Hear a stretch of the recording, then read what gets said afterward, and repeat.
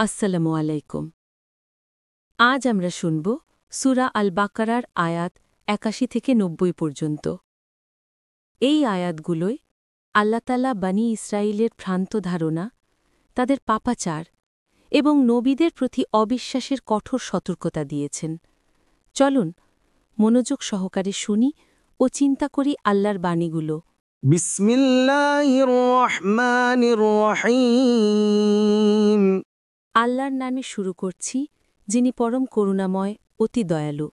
বালা মান কাসাবা সাইয়্যাতান ওয়া আহাতাত বিহি খাতিআতুহু ফাউলাইকা আসহাবুন নার হুম ফিহা খালিদুন।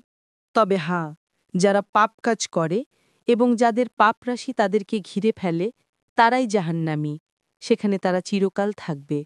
والذين آمنوا وعملوا الصالحات أولئك أصحاب الجنة هم فيها خالدون।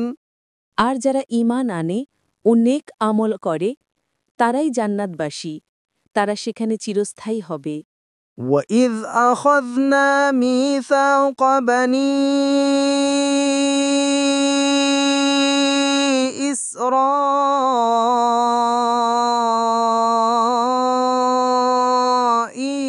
لَا تَعْبُدُونَ إِلَّا اللَّهَ وَبِالْوَالِدَيْنِ إِحْسَانًا وَذِي الْقُرْبَى وَالْيَتَامَى وَالْمَسَاكِينِ وَقُولُوا لِلنَّاسِ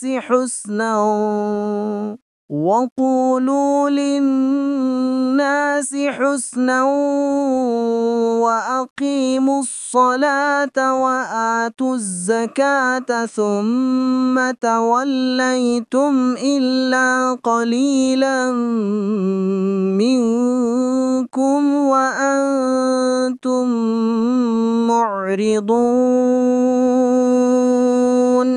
আর যখন তোমাদের শপথ নিয়েছিলাম যে তোমরা একে অন্যের রক্তপাত করবে না এবং স্বজনদেরকে স্বদেশ হতে বহিষ্কার করবে না, তারপর তোমরা তা স্বীকার করেছিলে, আর এই বিষয়ে তো তোমরাই সাক্ষী।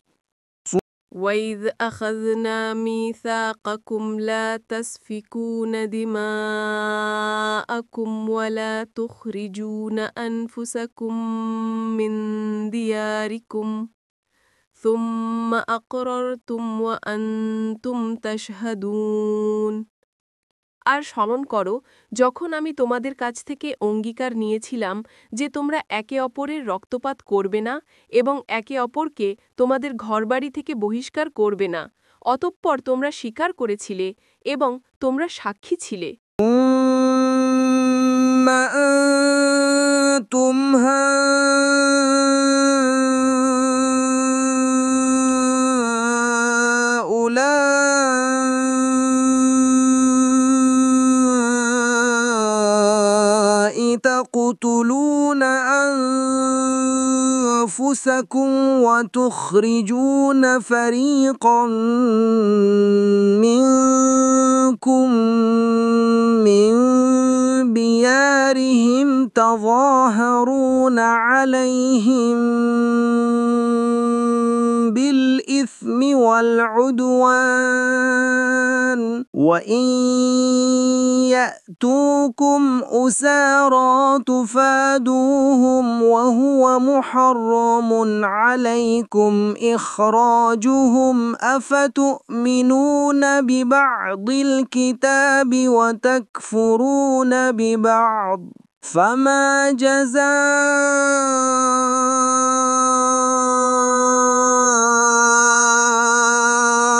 مَن يَفْعَلُ ذَلِكَ مِنكُمْ يصيبكم إلا خزي في الحياة الدنيا ويوم القيامة يردون إلى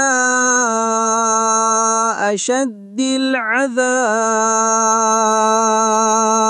وما الله بغافل عما تعملون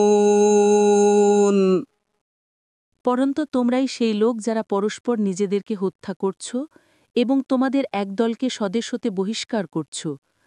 তোমরা নিজেরা তাদের বিরুদ্ধে অন্যায় ও সীমা লঙ্ঘন করে পরস্পরের সহযোগিতা করছ এবং তারা যখন বন্দিরূপে তোমাদের নিকট হাজির হয় তখন তোমরা মুক্তিপণ আদায় করো। মূলত তাদের বহিষ্করণই ছিল তোমাদের জন্য নিষিদ্ধ। তাহলে কি তোমরা কিতাবের কিছু অংশকে বিশ্বাস করো আর কিছু অংশকে প্রত্যাখ্যান করো? অথবা তোমাদের যারা এমন করে তাদের পার্থিব জগতে লাঞ্ছনা ও অবমাননা ছাড়া আর কি প্রতিদান হতে পারে? আর কিয়ামতের দিন তারা কঠিন শাস্তির মধ্যে নিক্ষিপ্ত হবে। আর তারা যা করে সে সম্পর্কে আল্লাহ গাফেল নন।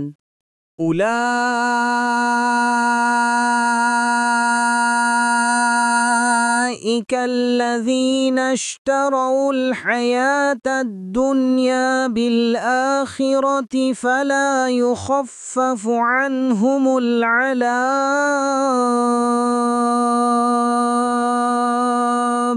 ولا هم ينصرون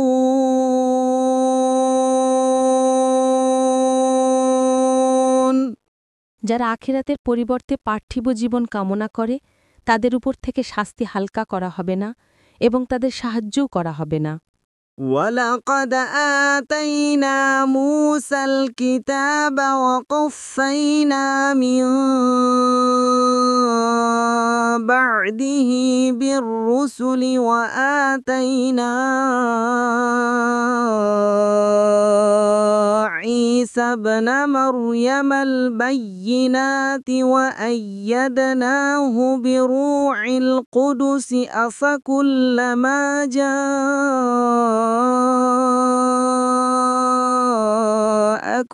رسول بما لا تهوى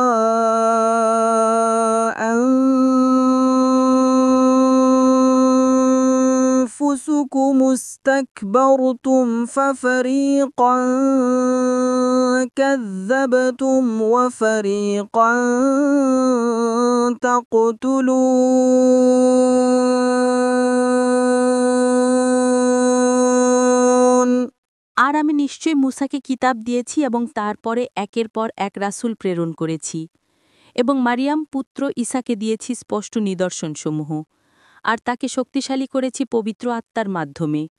তবে কি তোমাদের নিকট যখনই কোনো রাসূল এমন কিছু নিয়ে এসেছে যা তোমাদের মনোপুত নয় তখন তোমরা অহংকার করেছ? অতঃপর নবীদের একদলকে তোমরা মিথ্যাবাদী বলেছ আর একদলকে হত্যা করেছ। وقالوا قلوبنا غلف بل لعنهم الله بكفرهم فقليلا ما يؤمنون তারা দাবি করেছিল যে আমাদের হৃদয় আচ্ছাদিত, বরং কুফরি করার কারণে আল্লাহ তাদেরকে অভিসম্পাত করেছেন। অতএব তাদের অল্প সংখ্যকই ঈমান আনে। ولما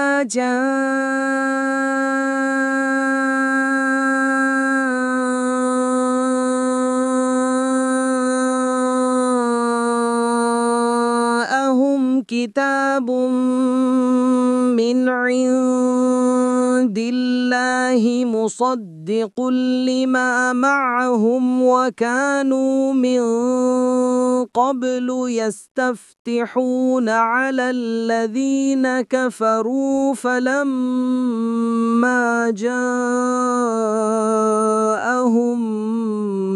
ما عرفوا كفروا به فلعنة الله على الكافرين আর যখন তাদের কাছে তাদের সাথে যা আছে আল্লাহর পক্ষ থেকে তার সত্যায়নকারী কিতাব এলো, অথচ তারা পূর্বে কাফিরদের উপর বিজয় কামনা করত।